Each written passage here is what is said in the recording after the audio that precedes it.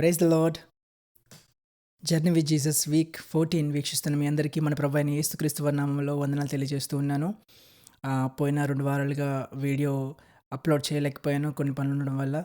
Record అయితే చేశాను కానీ దాన్ని అప్లోడ్ చేయడం అయితే నాకు సమయం కుదరలేదు, క్షమించండి. ఇక నుండి ప్రతి ఒక్క వారము మనము ఈ యొక్క జర్నీని కంటిన్యూ చేస్తూ, ఈ యొక్క ప్రేయర్స్ను కంటిన్యూ చేస్తూ, మనం ఇంకా బలపడుతూ దేవునికి దగ్గరగా జీవిస్తూ మరికొందరిని మనము దేవుని దగ్గర చేసేవారిలాగా మనం ఉందాం. అయితే ఈ యొక్క 14th వీక్ ప్రేయర్ని మనము చిన్న ప్రార్థనతో ప్రారంభించుకుని ముందుకు వెళ్దాం. మహాపరిశుద్ధుడైన మా తండ్రి, నీకే వందనాలు గొప్ప దేవా.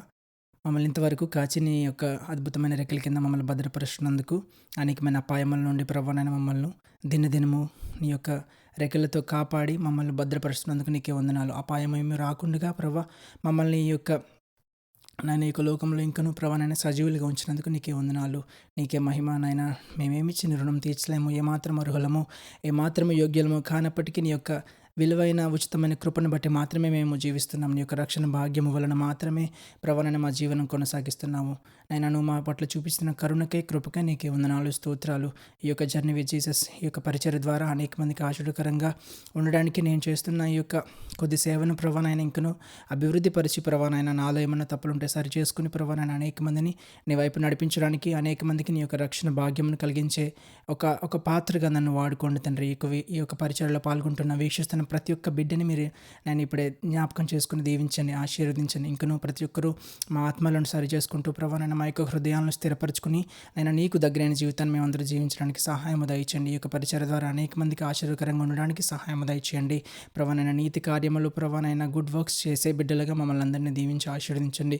మాకున్న దాంట్లో ప్రభానైనా పరులకు సహాయపడే విధంగా మేము జీవించడానికి సహాయం దయచేయండి.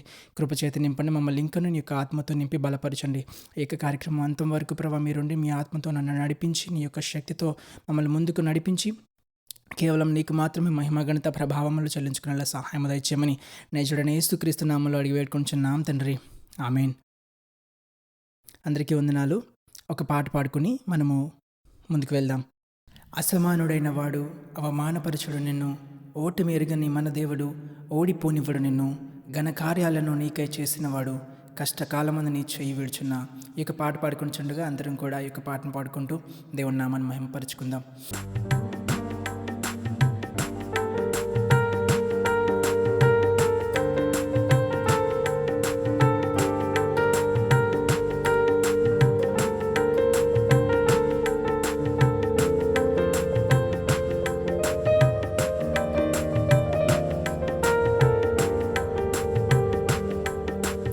అసమానుడైన వాడు అవమానపరచడు నిన్ను, ఓటమి ఎరుగని మన దేవుడు ఓడిపోనివ్వడు నిన్ను. అసమానుడైన వాడు అవమానపరచడు నిన్ను, ఓటమి ఎరుగని మన దేవుడు ఓడిపోనివ్వడు నిన్ను. ఘన కార్యాలెన్నో నీకై చేసినవాడు కష్టకాలమందు నీ చేయి విడచునా. అసాధ్యములెన్నో దాటించిన నాదుడు శ్రమలో నిన్ను దాటిపోవునా.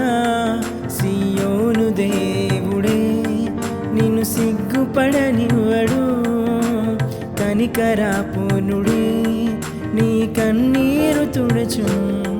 సియోను దేవుడే నిన్ను సిగ్గుపడనివ్వడు, కనికరాపూర్ణుడే నీ కన్నీరు తుడచు.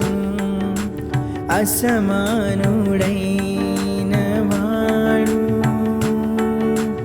అవమానపరచడు నిన్ను, అసమానుడైన వాడు అవమానపరచడు నిన్ను.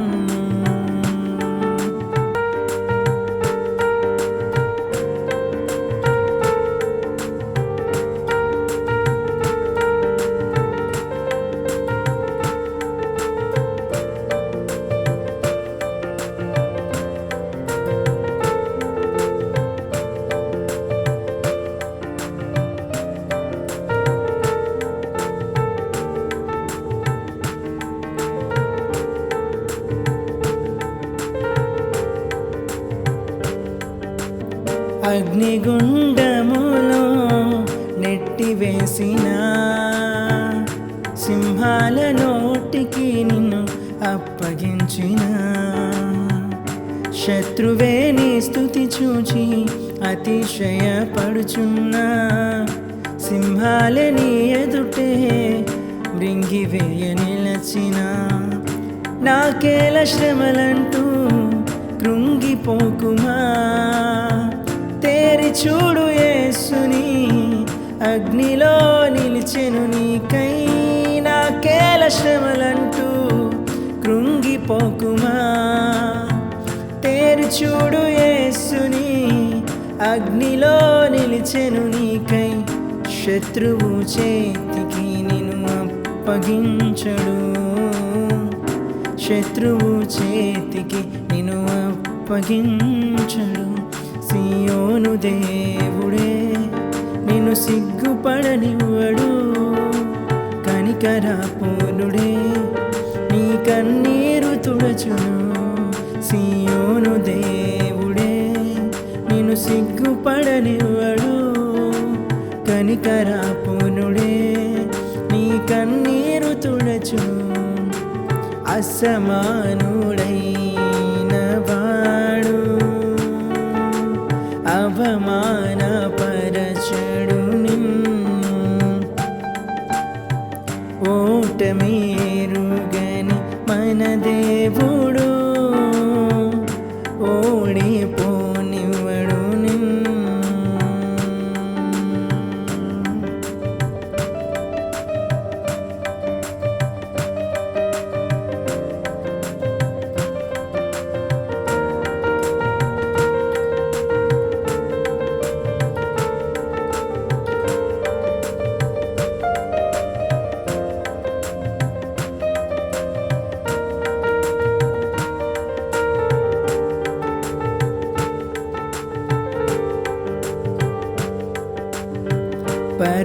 పరిస్థితులన్నీ చేజారిపోయినా ఎంతగానో శ్రమపడినా ఫలితమే లేకున్నా అనుకున్నవన్నీ దూరమైపోయినా మంచి రోజులొస్తాయనే నిరీక్షనే లేకున్నా మారది తలరాతని దిగులు పడకుమా మారాను మధురముగా మార్చును నీకై మారది తలరాతని దిగులు పడకుమా మారాను మధురముగా మార్చును నీకై మేలులతో నిన్ను తృప్తిపరచును మేలులతో నిన్ను తృప్తిపరచును సియోను దేవుడే నిన్ను సిగ్గుపడనివ్వడు కనికరపూర్ణుడే నీ కన్నీరు తుడచును సియోను దేవుడే నిన్ను సిగ్గుపడనివ్వడు కనికరపూర్ణుడే నీ కన్నీరు తుడచును అసమానుడైన వాడు అవమానపరచడు నిన్ను ఓటమేరుగని మన దేవుడు ఓడిపోనివ్వడు నిన్ను ఘన కార్యాలెన్నో నీకై చేసినవాడు కష్టకాలమందుని చేయి విడుచునా అసాధ్యములెన్నో దాటించిన నాదుడు శ్రమలో నిన్ను దాటిపోనా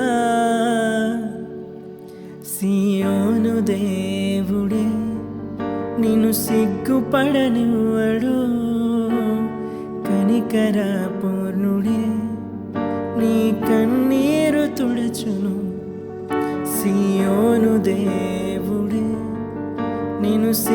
పడనివ్వడు, కనికరపూర్ణుడే ఈ కన్నీరు తుడచును.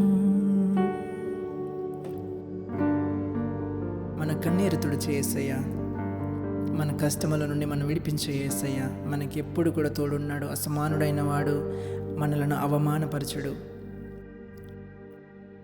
ప్రార్థన చేసుకుందాం. మా దేవానికి వందనాలు, స్తోత్రాలు. ఈ యొక్క ఆరాధనలో మీరుండి మమ్మల్ని ముందుకు నడిపించినందుకు నీకే వందనాలయ్యా. దేవాని అసమానుడవు, మమ్మల్ని ఎన్నడూ సిగ్గుపరిచే దేవుడు కాదు ప్రభా. అనుదినము అనుక్షణము మమ్మల్ని నాయన నీ యొక్క కరుణతో కృపతో మమ్మల్ని రక్షిస్తున్నందుకు నీకే వందనాలు నాయన. మమ్మల్ని ఏనాడు నాయనను సాతానికి అప్పగించేవాడు కాదు, ఈ యొక్క చెడ్డ తలంపులకు అప్పగించేవాడు కాదు తండ్రి. ప్రభా నాయన మా యొక్క విధేయతను బట్టి ప్రభా నాయన మేము ఈ యొక్క చెడ్డ తలంపులు, ఈ యొక్క సాతాను వలలో చిక్కుకుంటున్నాం. కానీ ప్రభా నాయన నువ్వెప్పుడు ప్రభా మమ్మల్ని నన్ను సురక్షితంగా రక్షిస్తూ వస్తున్నావు. నీకే వందనాలు, స్తోత్రాలు. ప్రభా నాయన మేము ఒకసారి పడిపోయిన మమ్మల్ని వెంటనే లేవనెత్తుతున్నందుకు నీకే వందనాలు ప్రభా. నాయన పడిపోయిన చోటునే మమ్మల్ని లేవనెత్తుతున్నందుకు నీకే వందనాలు. సాతాను చేతికి మేము చిక్కకుండా మమ్మల్ని కాపాడుతున్నందుకు నీకే వందనాలు, స్తోత్రాలు. మమ్మల్ని అవమానపరిచే దేవుడు కాదేసయ్యా, నువ్వు గొప్ప దేవుడు, అసమానుడవు, అద్భుతములు చేయువాడవు ప్రభా. నాయన మమ్మల్ని స్వస్థపరచు దేవుడవు నీవు మాత్రమే లోకములో ఉన్నావయ్యా. నీకే వందనాలు, నీకే స్తోత్రాలు ప్రభా. నాయన ఇప్పటి వరకు జరిగిన ఆరాధన అంతట్లో మీరున్నారు, మమ్మల్ని బలపరుచున్నందుకు నీకే వందనాలు ప్రభా. వాక్యంలోనికి వెళ్ళబోతుండగా మా తోడుండని మమ్మల్ని నడిపించండి. నీ యొక్క స్థిరమైన ఆత్మను కలిగి ప్రభా నాయన మేము మాట్లాడగలగడానికి సహాయం దయచండి. ఆ యొక్క వాక్యము అందరికీ సరిపడే వాక్యముగా ఉండడానికి ప్రభా నాయన మా జీవితాలకు సరిపడే వాక్యాన్నిగా ఉంచండి తండ్రి ప్రభా. మంచి మాటలను మాకు వినబడే సహాయం దయచేయండి. నీ యొక్క ఆత్మను మాతో ఉంచండి, నీ యొక్క ప్రేరేపణ మాతో ఉంచండి. ఎక్కడ నాయన తప్పులు మాట్లాడకుండా నాయన నన్ను సరిచేయండి. నా నాలుకలో మీరుండండి, నా నోటిలో, మాటలో, బూరలో, శబ్దంలో, ప్రతి ఒక్క దాంట్లో మీరుండి మమ్మల్ని నడిపించి బలపరిచి స్థిరపరచమని, అంతం వరకు మీ ఆత్మను మాకు తోడుగా ఉంచమని చూడండి యేసుక్రీస్తు నామములో అడిగి వేడుకుంటున్నాం తండ్రి, ఆమేన్. Praise the lord. అందరికీ వందనాలు. కొద్దిసేపు వాక్యాన్ని ధ్యానించుకుందాం. ఈ యొక్క వారము మనం మాట్లాడుకోబోయే టాపిక్ పేరు వై డస్ గాడ్ డిలే. దేవుడు కొన్నిసార్లు ఆ యొక్క ఆలస్యం అనేది మన జీవితం పట్ల ఎందుకు చేస్తాడు అనే విషయంపై మనం ఈరోజు ధ్యానం చేసుకుందాం.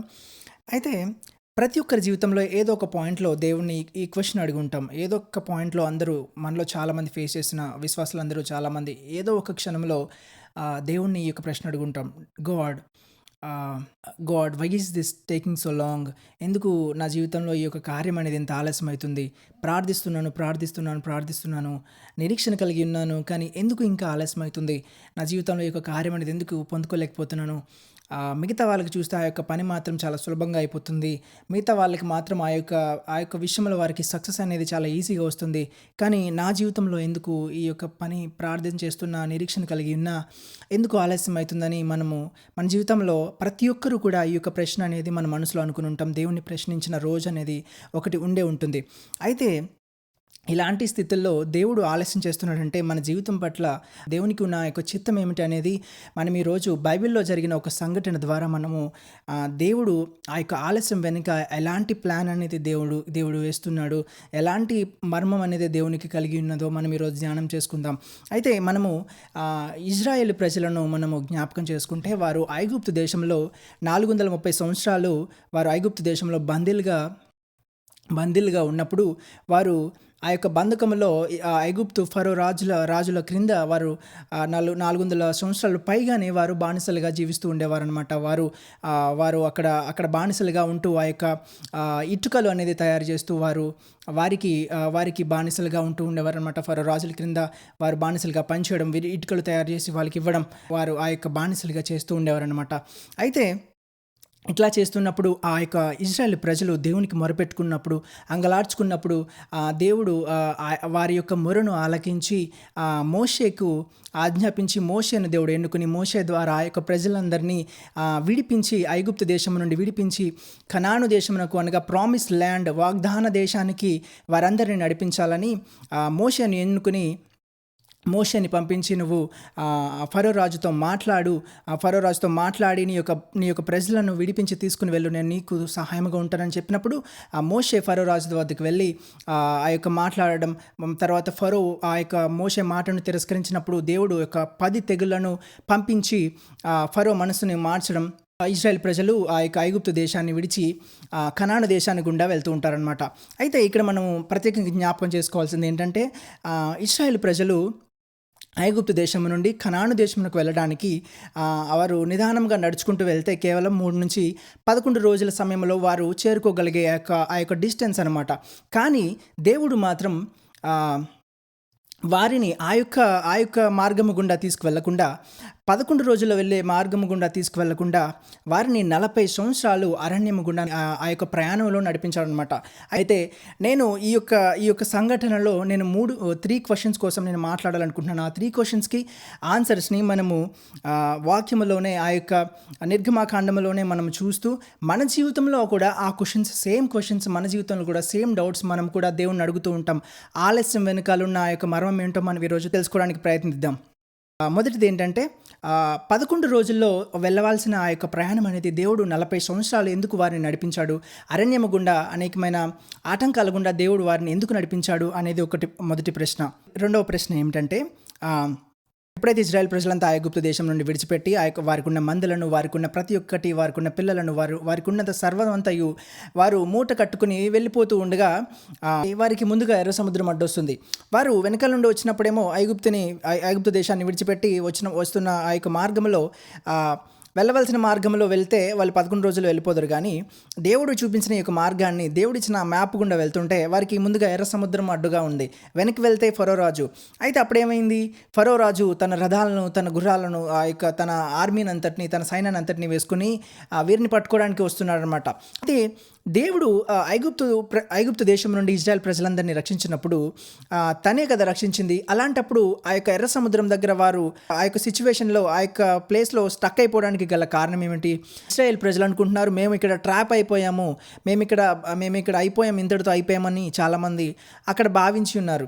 అయితే మనం ఇక్కడ ఆలోచించాల్సింది ఏంటంటే దేవుడు అలా వారు స్టక్ అయిపోవడానికి, అక్కడ వారు అలా ఉండిపోవడానికి, అక్కడ ఎదుటిగా ఏమో ఎర్ర సముద్రం, వెనకాలేమో ఫరో సైన్యము తరుముకుంటూ వస్తుంది. అలాంటి పరిస్థితుల్లో దేవుడు వారిని పెట్టడానికి గల కారణం ఏమిటి? ఇది రెండవ ప్రశ్న. మూడో ప్రశ్న ఏంటంటే దేవుడు ఆ యొక్క ఎర్ర సముద్రమును పాయలుగా చీల్చిన తర్వాత వారు ఆ యొక్క అది ఒక నేలగా మారినప్పుడు దాని గుండా నడుచుకుంటూ వెళ్ళిపోయినప్పుడు అవతలికి వెళ్ళిన తర్వాత ఇజ్రాయేల్ ప్రజలంతా దేవుణ్ణి పొగడడం మొదలుపెట్టారు. దేవుడు గొప్పవాడు అని చెప్పి అనేకమైన ప్రైజ్ చేయడం మొదలుపెట్టారనమాట. అయితే అలా అవ్వగానే 3 రోజుల్లో వారికి దాహం ప్రారంభమైంది. వారికి తాగడానికి నీరు దొరకలేదు. అక్కడ ఉన్న నీరు తాగితేనేమో అది చాలా చేదుగా ఉన్నాయి. అక్కడ అలాంటి పరిస్థితుల్లో వారు సనుగు కొనడం మొదలుపెట్టారు. మోషేపై ఆర్గ్యూ చేయడం మొదలుపెట్టారు. ఐగుప్తులో సమాధులు లేవని చెప్పి మమ్మల్ని ఇక్కడ సమాధులు చేయడానికి తీసుకొచ్చామని అని చెప్పి ఆ మోషేపై వారు సనుగు కొనడం ప్రారంభించారు. అయితే ఆ యొక్క ఎర్ర సముద్రాన్ని చీల్చి వీరిని ఇటు తీసుకొచ్చిన దేవుడు వారిని దాహానికి గురి చేయడానికి గల కారణం ఏమిటి? వారికి అక్కడ మంచినీరు దొరకకపోవడానికి గల కారణం ఏమిటి? ఈ యొక్క 3 ప్రశ్నలపై మనము ఈరోజు ధ్యానం చేసుకుందాము. వాక్యము నుండి నిర్గమకాండము 13, 14, 15 అధ్యాయం చదువుకుంటే ఆ యొక్క జర్నీ అనేది ఎలా అయిందో మనము చూడగలుగుతాం. అయితే ఈ యొక్క 3 ప్రశ్నలు కూడా అక్కడ ఎలా జరిగినాయో మన జీవితంలో కూడా సేమ్ ప్రశ్నలు, సేమ్ డౌట్స్, మనము వారు ఎలా అయితే దేవుని క్వశ్చన్ చేస్తారో కొన్నిసార్లు మనం కూడా దేవుని అలా క్వశ్చన్ చేస్తూ ఉంటాం. మనకు కలిగిన డిలే వల్ల, మనకు కలుగుతున్న ఆ యొక్క ఆలస్యం వల్ల మనం కూడా వారి వల్లే మనము కూడా కొన్నిసార్లు దేవుణ్ణి ప్రశ్నిస్తూ ఉంటాం. అయితే మనం ఈ 3 ప్రశ్నలకు జవాబును తెలుసుకుందాం. అయితే మొదటి ప్రశ్న ఏంటంటే 11 రోజులు పట్టవలసిన ఆ యొక్క ప్రయాణం అనేది 40 సంవత్సరాలు దేవుడు వారిని ఆ అరణ్యం గుండా ఎందుకు ప్రయాణించేలా చేశాడో తెలుసా? ఎందుకంటే ఆ యొక్క ఇజ్రాయెల్ ప్రజలు ఐగుప్తు దేశంలో ఉన్నంతకాలం వారు ఏం చేశారండి? ఇటుకలు తయారు చేసేవారు. ఇటుకలు తయారు చేసే వారికి ఏమొస్తుంది? ఇటుకలు తయారు చేయడం మాత్రమే వస్తుంది. వారికి యుద్ధం ఎలా చేయాలో తెలీదు, వారికి వాళ్ళని ఎలా రక్షించుకోవాలో వారికి తెలీదు. కాబట్టి 13వ అధ్యాయము, నిర్గమకాండం 13వ అధ్యాయం 17వ వచనంలో ఇటు రీతిగా రాయబడుతుంది చూస్తే, మరియు ఫరో ప్రజలను పోనీయగా దేవుడు ఈ ప్రజలు యుద్ధము చూచినప్పుడు వారు పశ్చాత్తాపడి ఐగుప్తునకు తిరుగుదరేమో అనుకుని ఫిలిస్తీయుల దేశము సమీపమునైన ఆ మార్గమున వారిని నడిపింపలేదు. యాక్చువల్గా వీరు వెళ్ళాల్సిన మార్గము గుండా ఏంటంటే ఫిలిస్తీయులు ఉన్న మార్గము గుండా వెళ్ళాలి. ఆ మార్గము గుండా వెళ్లకుండా వీరిని వేరే మార్గము గుండా, ఎర్ర సముద్రము గుండా నడిపించాల్సిన ఆ యొక్క ఆ యొక్క పరిస్థితి ఎందుకు వచ్చిందో తెలుసా?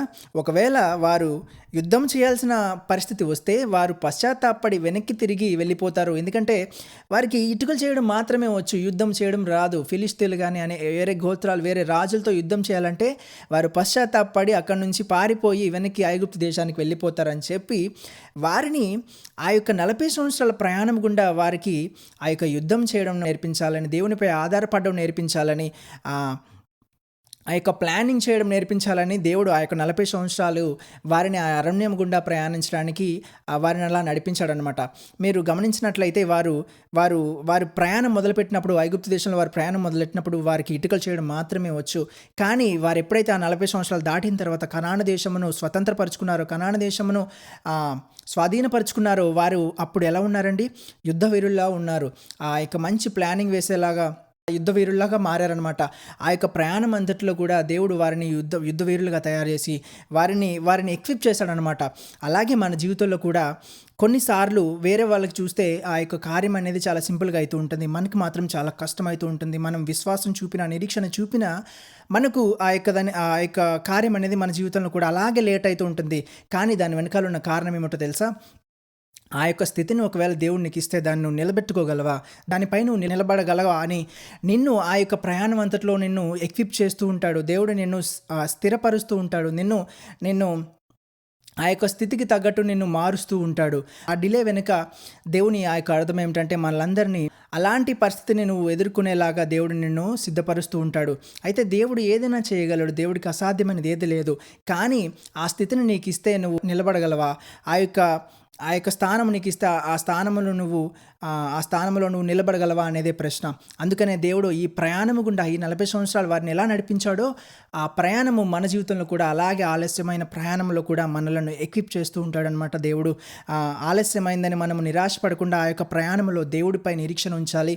ఎలా అయితే ఇజ్రాయెల్ ప్రజలను ఆ యొక్క 40 సంవత్సరాల్లో వారిని వీరులుగా తయారు చేశాడో దేవుడు, అలాగే మనల్ని కూడా ఆ యొక్క ఆలస్యం అవుతున్నప్పటికీ, ఆ కార్యం మన జీవితంలో ఆలస్యం అవుతున్నప్పటికీ మనలను ఎక్విప్ చేస్తూ ఉన్నాడు, మనలను సిద్ధపరుస్తున్నాడు, మనలను దృఢపరుస్తున్నాడు, మనలను బలపరుస్తున్నాడు. అయితే రెండో ప్రశ్న మనం మాట్లాడుకున్నది ఏంటంటే, ఐగుప్తు దేశంను విరిచి వాళ్ళు వెళ్తున్నప్పుడు ఎర్ర సముద్రం గుండా అక్కడ ఆగిపోయారు కదా, దే గాట్ స్టక్. అక్కడ ఆగిపోయినప్పుడు వారు సొనుగుకుంటున్నారు. వారు ఎందుకు ఇలా చిక్కుకుపోయామో, అక్కడ ఉంటే అక్కడే బాగుండేది కదా ఐగుప్తు దేశంలో, కనీసం ప్రాణాలన్నా నిలబెట్టుకునే వాళ్ళేమో అని చెప్పి వారు సొనుగుకోవడం ప్రారంభించారనమాట. అయితే దేవుడు ఎందుకు అక్కడ వారిని అలా స్టక్ అయ్యేలా చేశాడు? ఎందుకు అలా వారు అక్కడ ఉండిపోయారు? అక్కడ ఎర్ర సముద్రం ఎదుటేమో ఎర్ర సముద్రం, వెనకాలేమో ఫరో సైన్యమో తరుముకుంటూ వస్తుంది. అలాంటి స్థితిలో వారు ఎందుకున్నారు? దేవుడు ఎందుకు వారిని ఎలా చేశారంటే, కొన్నిసార్లు మన జీవితంలో ఎలా అయితే ఇశ్రాయేల్ ప్రజలు ఎలా అయితే అక్కడ ఆ రెండు ఆపదల మధ్యలో చిక్కుకుని ఉన్నారో, మనము కూడా కొన్నిసార్లు మనము కొన్ని సిచ్యువేషన్స్లో మనం కూడా అలా చిక్కుకుని పోయి ఉంటాం. అయితే దేవుడు ఏం చేశాడు? ఆ యొక్క ఎర్ర సముద్రాన్ని పాయలుగా చేసి వీరిని మాత్రం, ఇశ్రాయేల్ ప్రజలను మాత్రం ఆ ఎర్ర సముద్రం గుండా దాటేలా చేశాడు. కానీ ఐగుప్తు ప్రజలు, ఐగుప్తు సైన్యము వస్తున్నప్పుడు వారు ఆ యొక్క సముద్రంలో పడి వారు అంతమైపోయారు. అక్కడ కొన్నిసార్లు ఒక ట్రబుల్లో మనము స్టక్ అయిపోయినట్టు అనిపిస్తుంది. కానీ ఆ స్థితిలో ఫరో రాజు మరలా వారిని వెంటాడకుండా ఉండడానికి దేవుడు అక్కడ ఫరో యొక్క రాజ్యాన్ని అంతమొందించాడనమాట. అలాగే మన జీవితంలో కొన్నిసార్లు మనం స్టక్ అయిపోయినప్పుడు, మనం ఎటు వెళ్ళలేని స్థితిలో ఉన్నప్పుడు దేవుడు మనలను ఎందుకు అలాంటి సిచ్యువేషన్స్లో, ఎందుకు అలాంటి ట్రబుల్స్ని ఎలా చేస్తాడంటే, మనలను శత్రువుల నుండి భద్రపరచడానికి, మనలను శత్రువు నుండి క్షేమముగా ఉంచడానికి. ఇది రెండవ ప్రశ్న. మూడవ ప్రశ్నగా మనం ఏం చెప్పుకున్నామంటే, ఆ యొక్క ఎర్ర సముద్రం పాయలైన తర్వాత ఇశ్రాయేల్ ప్రజలు ఆ యొక్క ఎర్ర సముద్రమును దాటి అవతలికి వెళ్ళిన తర్వాత వారు దేవుడు గొప్పవాడు, దేవుడు అని చెప్పేసి ప్రైజ్ చేస్తూ ఉన్నారు, దేవుడిని ఆరాధిస్తూ ఉన్నారు. అలా అయిన 3 రోజుల తర్వాత వారికి తాగడానికి నీరు లేక ఆ యొక్క ఉన్న నీరును తాగితేనే అవేమో చేదుగా ఉండడంతో వారు తిట్టుకోవడం స్టార్ట్ చేశారు, మోషేపై సనుక్కోవడం స్టార్ట్ చేశారు. మమ్మల్ని అక్కడ సమాధులు లేవని చెప్పి ఇక్కడ సమాధి చేయడానికి తీసుకొచ్చావా అని మోషేపై సనుగుకొనడం అయితే ప్రారంభించారు కదా. అలాంటి పరిస్థితుల్లో దేవుడు వారిని ఎందుకు పెట్టాడు? అలాంటి పరిస్థితులను ఎందుకు దేవుడు అలౌ చేశాడంటే, దేవుడు వారిని పరీక్షించి వారిని అభివృద్ధి పరచాలనుకున్నాడు. అయితే దేవునిపై ఆధారపడడం వారికి నేర్పించాలనుకున్నాడు. అక్కడ దేవుడు వారి దప్పుకున్నప్పుడు దేవుడు ఏం చేస్తాడు, గొప్ప కార్యం జరిగించి మారాను మధురమైన నీటిగా అక్కడ మార్చి దేవుడు గొప్ప కార్యం జరిగించాడు. అక్కడ వారి జీవితంలో దేవుడు చేయాలని అనుకుంటే వారిని డెవలప్ చేయాలనుకున్నాడు. వారిని అభివృద్ధి పరిచి వారిని దేవునిపై ఆధారపడడం వారికి నేర్పించాలని దేవుడు ఆ యొక్క పని చేశాడనమాట. అయితే ఈ యొక్క 3 విషయాలు కూడా, ఈ యొక్క 3 క్వెషన్స్ కూడా మన జీవితంలో కొన్నిసార్లు చూస్తూ ఉంటాం. మొదటిగా 11 రోజులు పట్టాల్సిన ప్రయాణం అనేది 40 సంవత్సరాలు ఎలా పట్టిందో, ఎలా 40 సంవత్సరాల్లో వారిని దేవుడు ఎక్విప్ చేశాడో, దేవుడు వారిని సిద్ధపరిచాడో, కానాను దేశంనకు చేర్చే ముందు వారిని అక్కడ జీవించడానికి యోగ్యులుగా ఎలా చేశాడో, మన జీవితంలో కూడా ఆ యొక్క ఆలస్యం అనేది కొన్నిసార్లు మనలను సిద్ధపరుస్తూ ఉంటాడు. మనలను ఆ యొక్క ఆలస్యం గుండా మనలను బలపరుస్తూ మనలను డెవలప్ చేస్తూ ఉంటాడు. అలాగే రెండవ క్వెషన్, మనల్ని కొన్నిసార్లు స్టక్ అయిపోయినప్పుడు దేవుడు ఆ యొక్క ట్రబుల్లో మనము ముందు వెనుక మనకి ట్రబుల్సే కనబడుతూ ఉన్నప్పుడు, ముందు వెనుక మనకి సమస్యలే కనబడుతున్నప్పుడు దేవుడు మనలను శత్రువుల నుండి మనలను క్షేమముగా ఉంచడానికి అలా మనలను కొన్నిసార్లు ఆ యొక్క ట్రబుల్స్ అనేది మనల్ని అలౌ చేస్తూ ఉంటాడనమాట. అయితే మూడవదిగా దేవునిపై ఆధారపడడం. ఏమీ లేనప్పుడు దేవునిపై ఆధారపడితే మారాను మధురముగా మార్చగలిగిన దేవుడు, ఇంకా మరెన్నో గొప్ప అద్భుత కార్యాలు చేయగలిగిన దేవుడు. దేవునిపై మనం ఆధారపడితే, దేవునిపై మనం నిరీక్షణ కలిగి ఉంటే మన జీవితంలో ఆలస్యమైనప్పటికీ చాలా గొప్ప రీతిగా మన జీవితం పట్ల కార్యం జరిగిస్తాడు. ఈరోజు మన ప్రతి ఒక్కరి జీవితంలో కూడా ఆలస్యం అనేది చాలామంది జీవితంలో జరుగుతూ ఉంటుంది. పరులకు చూస్తే, మిగతా వాళ్ళకి చూస్తే ఆ యొక్క కార్యం అనేది, ఆ యొక్క సక్సెస్ అనేది ఈజీగా వస్తుందేమో, కానీ నీకు మాత్రం ఆ యొక్క సక్సెస్ అనేది లేట్ అవుతుందేమో. కానీ ఆ యొక్క సక్సెస్ వెనకాల దేవుడు నిన్ను సిద్ధపరుస్తున్నాడు, దేవుడు నిన్ను ఎక్విప్ చేస్తున్నాడు, దేవుడు నిన్ను అభివృద్ధి పరుస్తున్నాడు. ఆ యొక్క స్థానానికి వెళ్ళిన తర్వాత, నువ్వు కోరుకున్నది నీకు వచ్చిన తర్వాత నువ్వు దాన్ని నిలబెట్టుకోవాలనే నిన్ను ఈ ప్రయాణం గుండా ఈ యొక్క ప్రయాణం గుండా నిన్ను సిద్ధపరచాలని దేవుడు ఈ యొక్క ప్రయాణం గుండా, ఈ యొక్క ఆలస్యం గుండా నడిపిస్తున్నాడు. ఒకటి మనం గుర్తుపెట్టుకోవాలి, డిలే అనేది డినయల్ కాదండి. ఆలస్యం దేవుడు తృణీకరించట్లేదు, కానీ ఆ యొక్క ఆలస్యం గుండా నిన్ను స్థిరపరుస్తున్నాడు, నిన్ను సిద్ధపరుస్తున్నాడు. అలాగే ఆ ఆలస్యం గుండా నిన్ను ప్రిపేర్ చేస్తున్నాడు. అలాగే ఆలస్యం గుండా నిన్ను క్షేమముగా, శత్రువుల నుండి క్షేమంగా ఉంచుతున్నాడు అనమాట.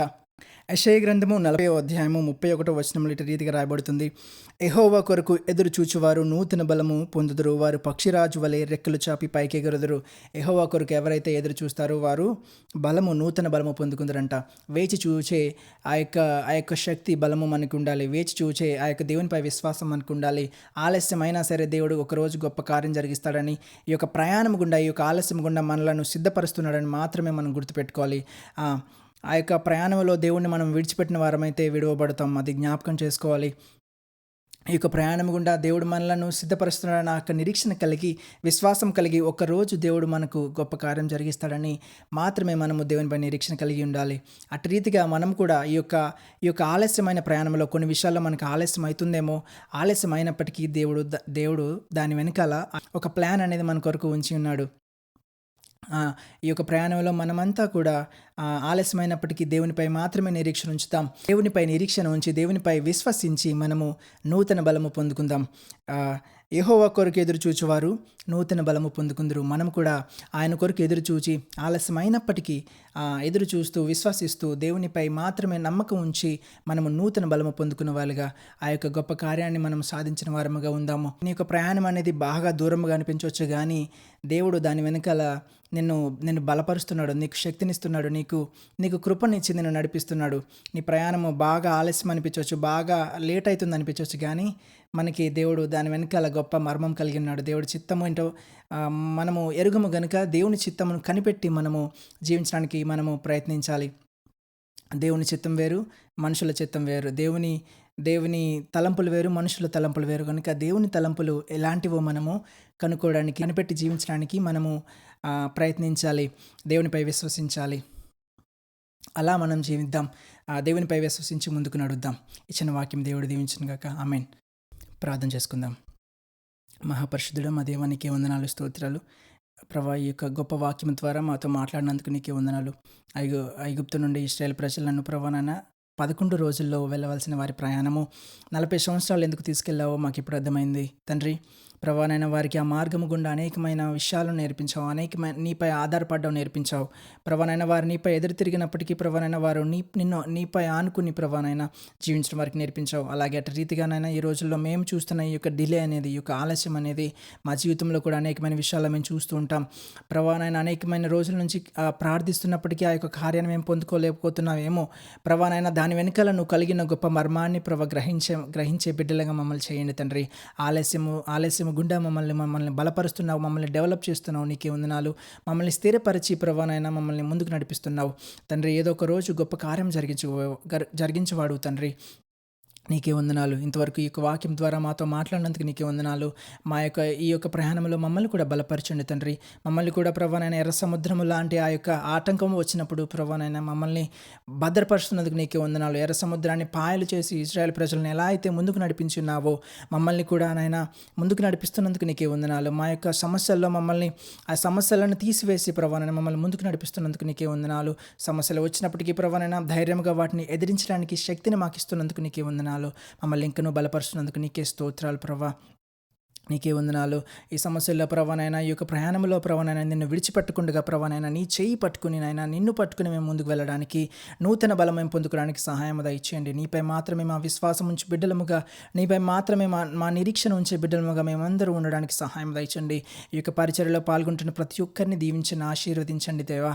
నాయన వీక్షిస్తున్న ప్రతి ఒక్కరిని నేను మీరే ముట్టండి, మీరే తాకండి తండ్రి. ప్రతి ఒక్కరు ఎవరైనా నిన్ను తెలియని బిడ్డలు ఉంటే ప్రభా నాయన వారితో మీరు మాట్లాడండి దేవా. నాయన నువ్వు కలిగిన ఆ యొక్క ప్రత్యేకతను వారికి రుచి చూపించండి యేసయ్య. నీకే వందనాలు, స్తోత్రాలు నాయన. నీ యొక్క రక్షణ భాగ్యం ప్రతి ఒక్కరికి కలగడానికి ఈ యొక్క పరిచర్య ద్వారా, జర్నీ విత్ జీసస్ ఈ యొక్క ప్రేయర్స్ ద్వారా అనేక మందికి రక్షణ సువార్త అనేది వెళ్ళడానికి సహాయం దయచేయండి. నన్ను ఒక చిన్న పాత్రగా నాయన మీరు వాడుకుంటున్నందుకు నీకే వందనాలు. ఇంకా బలపరచండి, నీ ఆత్మతో నింపండి, నీ ఆత్మశక్తితో నింపి ప్రభా నాయన నీ కొరకు వాడబడడానికి సహాయం దయచేయండి. మంచి బలంతో నింపండి.